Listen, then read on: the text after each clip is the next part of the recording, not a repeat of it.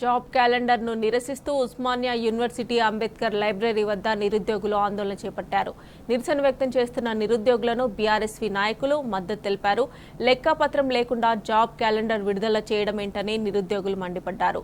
ఏడాదిలోగా ఇస్తామన్న 2 లక్షల ఉద్యోగాలు ఎక్కడని ప్రభుత్వాన్ని నిలదీశారు. ఉద్యోగాలు ఇచ్చేదాకా కాంగ్రెస్ పార్టీని వదిలిపెట్టే ప్రసక్తే లేదని నిరుద్యోగులు తేల్చి చెప్పారు.